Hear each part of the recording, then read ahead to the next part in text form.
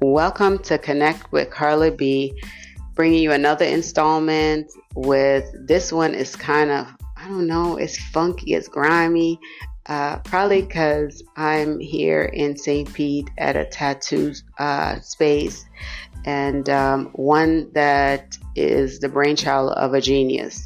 So when I say that, maybe y'all already figured out who I'm about to talk to. But none other than Chris Roberts, known to all of us as Brainstorm or Brain the Genius.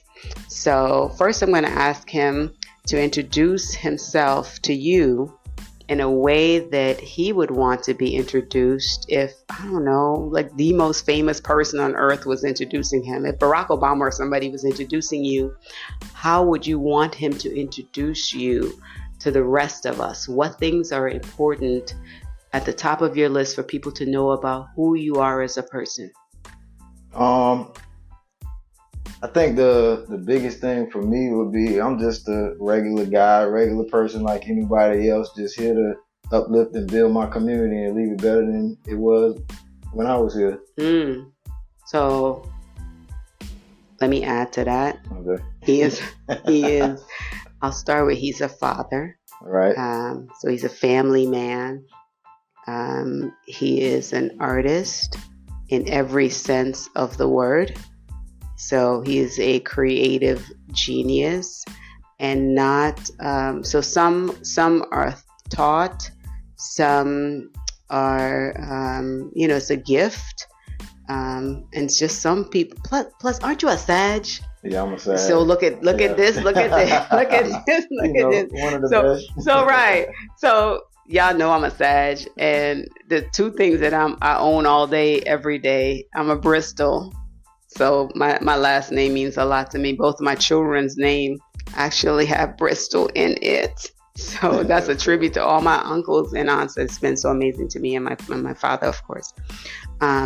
But let me shift and ask you, how did we first connect? Because I'm asking everybody this question because I've made all these connections and I'm trying to introduce people to some of the people I've come to connect with. Right. Because I think people think they're connected to people and they're not. Correct. They just know them in passing. Their calls get avoided because they're always calling because they want something. So how did we first connect, if you remember? So it's a funny story because I never forget this story because it's one that's like, it involves another person. Okay. So it's one that I'll never forget. So when I had a prior tattoo shop on Central Avenue, I would go down the street to it was an art supply store that was there. I would frequent there pretty much probably like 2 or 3 times out of the week. And it was the guy that owned the place. I would come in, and every time I would come in, I would feel like he would kind of like shoo me off or treat me a little bit different than the other customers. So I probably came in there for months the same way. I would always buy something every single time. I'm always purchasing. So I'm not just a person that's coming in and just browsing and leaving. I'm purchasing every time. So it came to a point where I was like, okay, today, if he says something or, does anything a little bit different this time, I'm going to say something like, I'm going to make a post on my page, or I'm going to say, because I just felt like his energy, his vibe was just different towards me. So when I went up to pay for my money, he was like, hey, Chris. So when he said my name, I was like, in the back of my head, I'm like, you know my name? Right. I was like, okay. He was like, hey, Chris, there's a lady that comes in and she's opening up an art gallery. She has an art gallery. He said, I have her information because I know you do art. And I came in and I got a couple things on mat board around there too. So that surprised me already. Right. Is that he remembered me, and it was kind of like maybe his personality was just a little bit different and I didn't understand that. Right. But he knew who I was. So then he gave me your information, and then that's when I connected with you at the Gallery 909. Right. And I believe you had kind of just started it maybe like a month or two. I think when you called me, I don't remember if you reached out on social media or you called me, but I was in New York at the time. I was doing a show in at a winery or something in New York. And then I was like, okay, when I come back, I'll come through.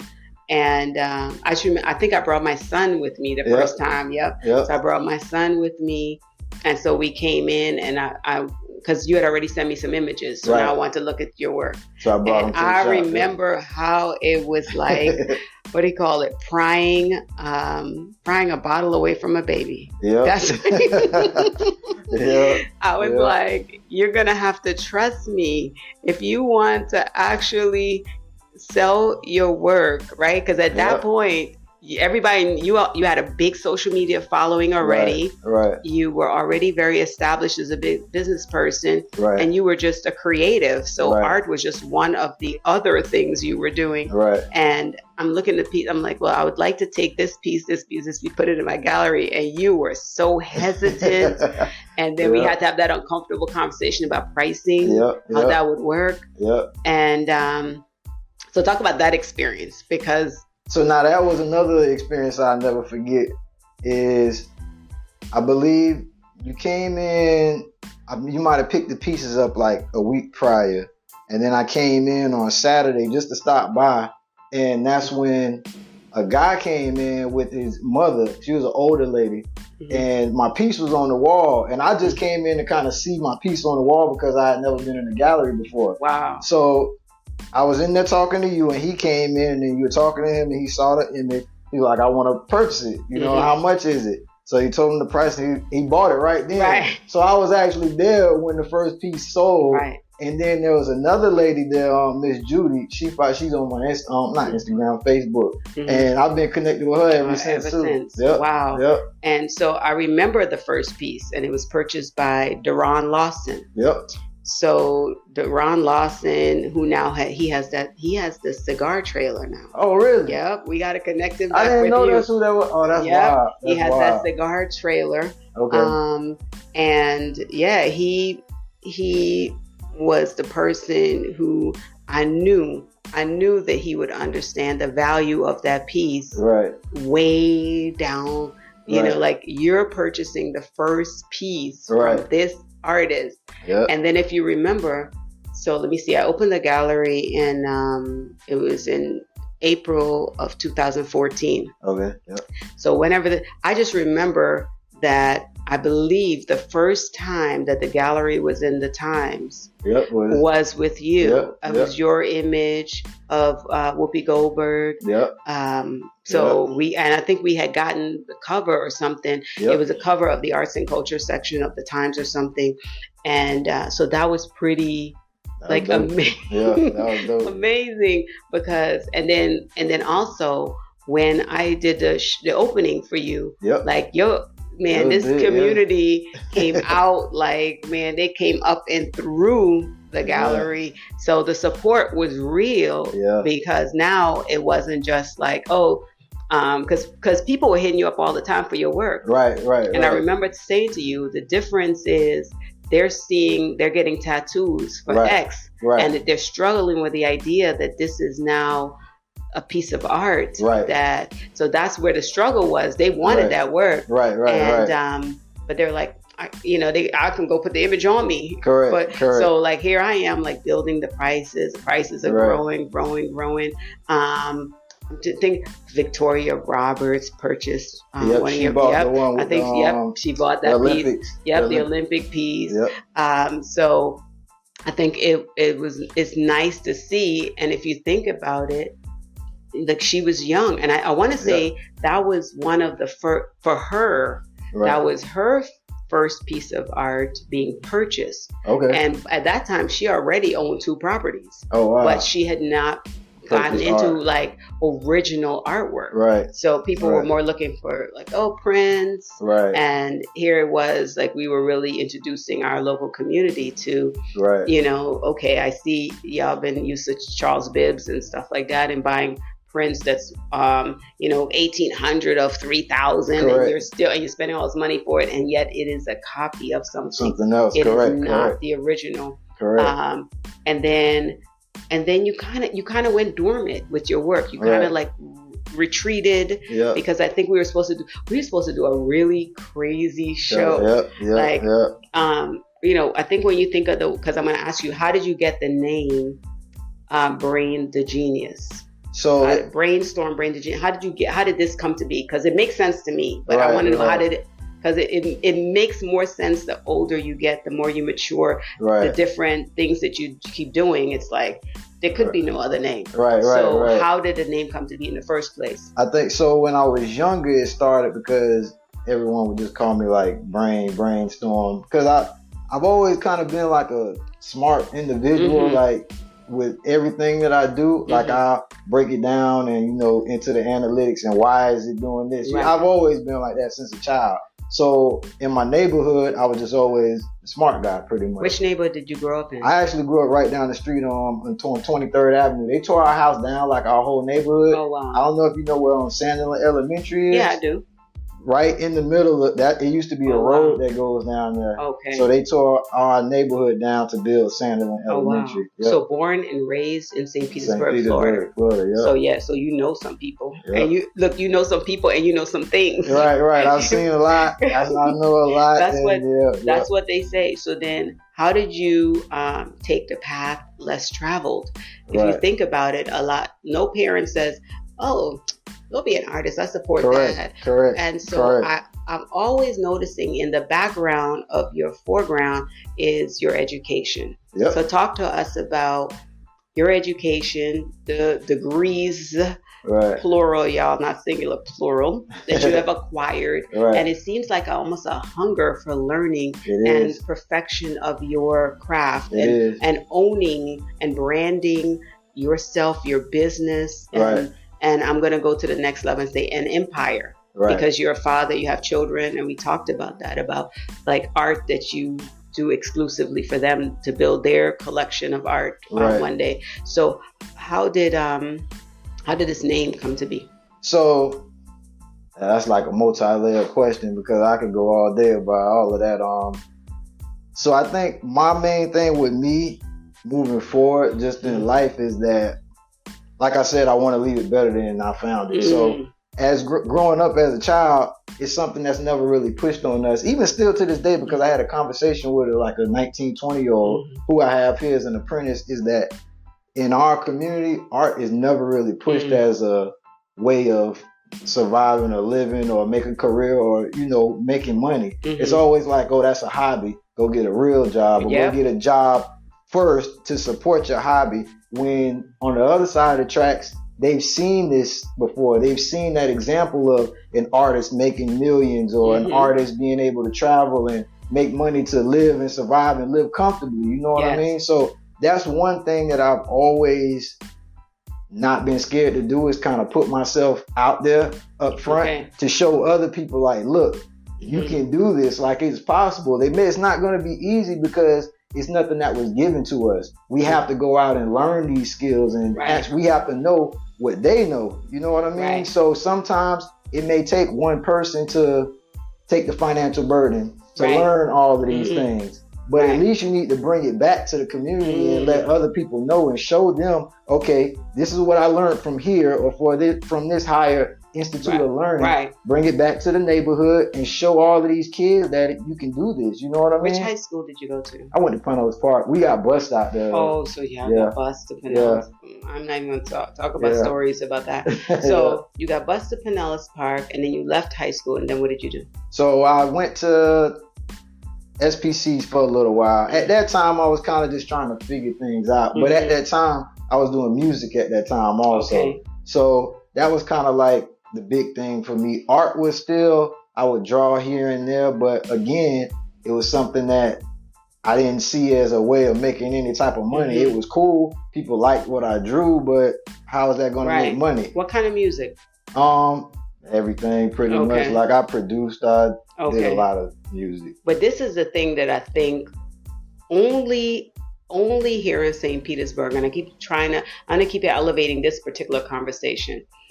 In St. Petersburg, we are absent of the understanding that arts is inclusive of dance, of music. So like we're so big on the visual arts, and so we have murals everywhere. I know that we need to see performances under the murals. We need to see pop-up dancers. And I spoke to somebody about it yesterday, and they said, oh, well, the law doesn't allow for just performances on the streets. Right. And I said that I'm actually going to reach out to, there's a new arts and culture director. Okay. Because I asked the question, if we're going to say arts and culture, what does culture mean to you? Correct. To me as a Caribbean woman, I want to see Carnival back in St. Pete. I moved here in 1996. It was one of the baddest carnivals. What happened to it?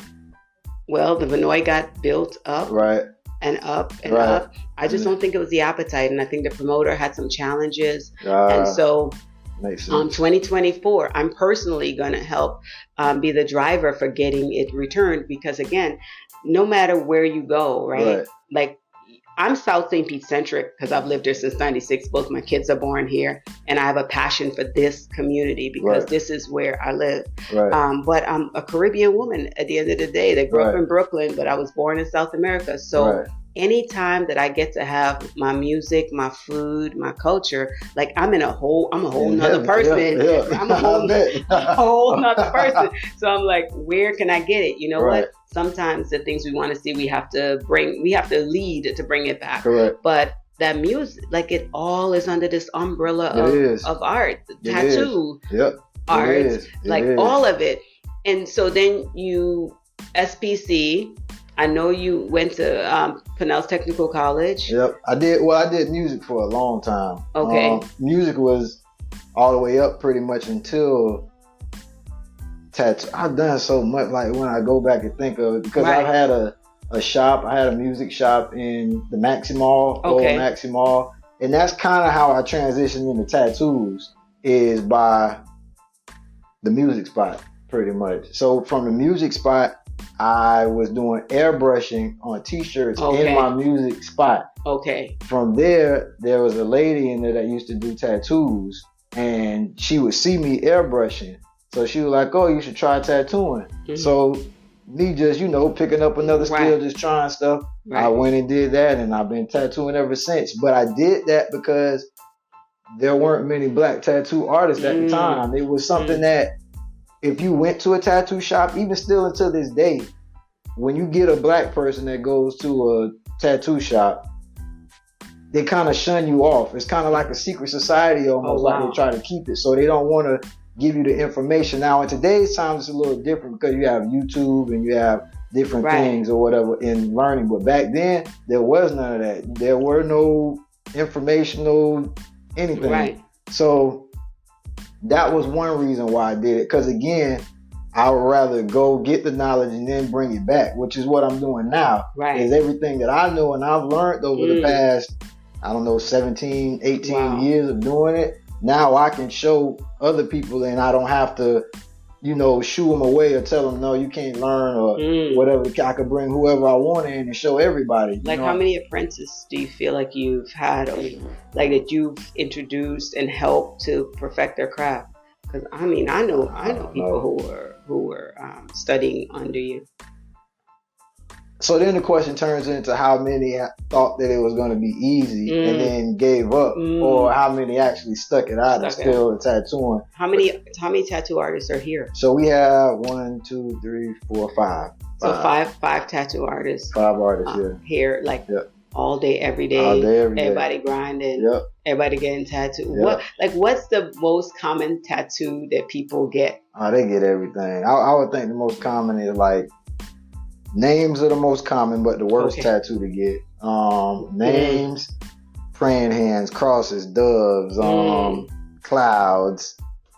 Is it true? Like people say, because I remember when my son was, I think he was 18 or something. He's like, Mom, he was so proud of himself. He graduated high school at 17. He's like, Mom, I'm getting a tattoo. It's either gonna say Mom or Carla. I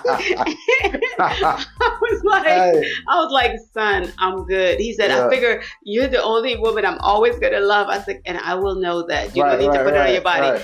Do you know he's 26 now? Hasn't gotten a tattoo yet. No tattoo. Every time I see him, he stopped me. He says something about getting a tattoo every time. I say, you know where I'm at. Just go whatever.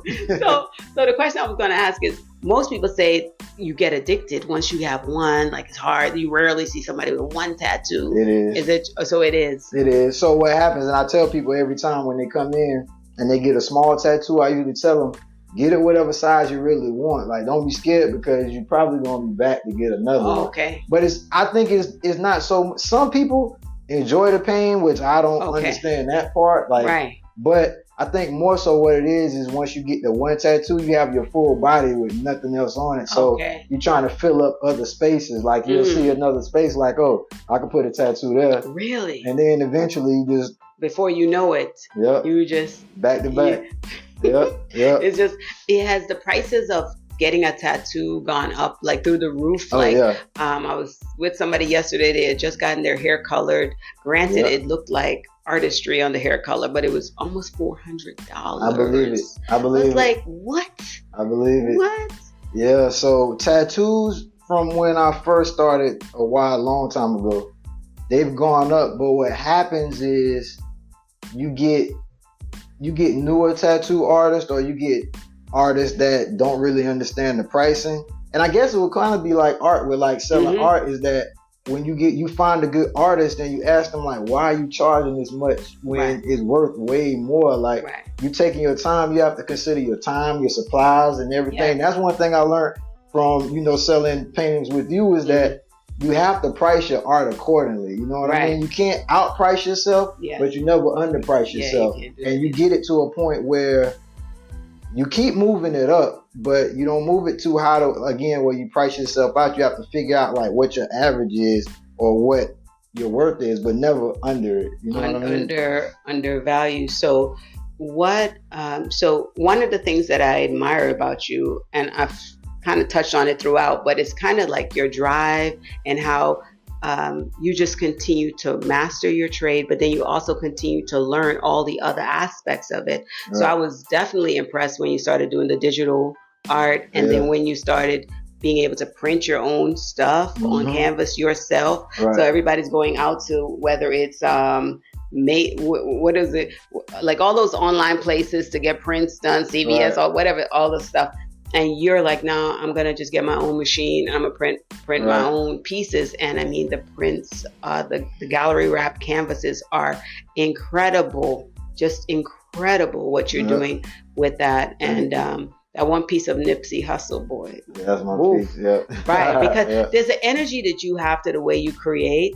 That, so it's interesting, your spot is called Urban Ink, because it's kind of just like, I don't know, it has a little street to it. And it's, I could still see whether you were painting with a brush or doing it digitally, the same, it's still your footprint. That show that we almost did, that was going to be highly controversial. Do you feel like you'll ever get to a point? Because I don't think I even saw the work. I just told you that I trusted you. And because I trusted you, I'm okay to stand behind you, because I know you just don't do something just like that. You have a serious thought behind it. So is that something you could see yourself doing? Yes, because it's still... The work is still there. It's still there, and I haven't seen anyone even tackle it at all. Like, not even tackle the subject and do it, halfway. They haven't tackled it at all. Like, period. And to be honest, I don't know if anyone will, or if they have, I haven't seen it. I think it's one of those ideas that I think that I could. It's like almost like a forever, but it would be like a passion project. So I don't think it has like a time frame to it per se, because I think I could be 60 and still do the show and it still have the same effect, no matter what generation. So here's the question. Carla Bristol calls you up. I don't know, this year, next year, whatever. Say, man, let's do a show. What are you saying? Are you in? What would you say? So I'm not gonna lie, like in today's I would have to figure it out, only because my time is a little different now in terms of being spread out so much that I have to kind of like it. Like, I hate to sound, it sounds like an asshole thing, but like when you have to pencil people in, like the figure, like to me, I'm still dealing with that, with telling people like, no, I can't do it today. I can't do it this month. Let me help you. Yeah. The way I always say is no is one of my responses. Right. People get shocked when I say no because I say yes so often. Right. But so it really takes them back. Right. But the thing I value the most is not money. It's my sanity. Correct. So in order to value your sanity, somebody got to get no in order for your priorities to get yes. Correct. So like you have to tell your children, you have to tell your wife, demand the time you need from me. Right. Because I'm a creative. I'm constantly going to be doing, but I need you to demand that time from me. Yep. So that means you're going to have to own those decisions to be Correct. I don't know. Correct. Because my path is my path. And I always say, like, if don't follow behind me, because I'm on my path, right? So, and likewise, so no, that makes perfect sense to me. And especially as you get older, you see time just fly, and you've done so much for other people, and haven't really solidified yourself, if that makes sense. Yep. So that's just more so my perspective on things now is I'm capitalizing on every time of the day, every moment that I have, spending it with the people that I love, making memories, but also making things and creating things in the world that I want to see. So every day isn't promised. What's next for you? What's on the evolution, forward for you? So right now I'm just trying to get the shop right now to the vision that I see it. You know what I mean? And I know it's still like we've been open now for almost 4 years. Yes. So originally in the back of my head, I was thinking, it's not moving the way that I wanted to, or not growing how I wanted to. But I understand things take time, especially when it's like the first of its kind in the area. Yes. So my main thing is to make a staple in the city and to show other people what can be done with tattoos, especially in our community. Yes. And build on top of that with the arts also. So that's my main thing, is to get that and to progress that a little bit more this year. I want to add just a couple other things into it. Like I want to do like classes. I want to have like a social club type thing for the arts. Like, it's a lot of things that I still don't see within the city, or I don't see it where it's particularly targeted to a certain demographic. Fair. You know what I mean? Fair. So, and then when it is targeted to that demographic, they kind of not even expected to come. Or if it's that demographic, it's a select demographic within that demographic. A subset. Yeah. We're not that large. We're small. Right. So I just see a lot of kinks in it that I would want to change. Wait a minute. I just realized that your kinfolk is mayor. Yeah. This just occurred to me. It just occurred to me because that's right. As county commissioner, he came into the gallery to make sure he was supporting. They all came. That's right. Now that took me straight all the way back. But I'm gonna say thank you. Thank you for taking the time. And I trust that we're leaving folks with a few bits and bytes to chew on. But the part that really stood out for me was just the importance of and it's part of why I'm doing what I'm doing, is to show people that the value of connections, and that there's no information that I want to take to the grave with me. Right. If you like the way I move, you like how I connect, I'm literally showing you by talking to the very people I've connected with. Yep. So be good, and until next time, stay up.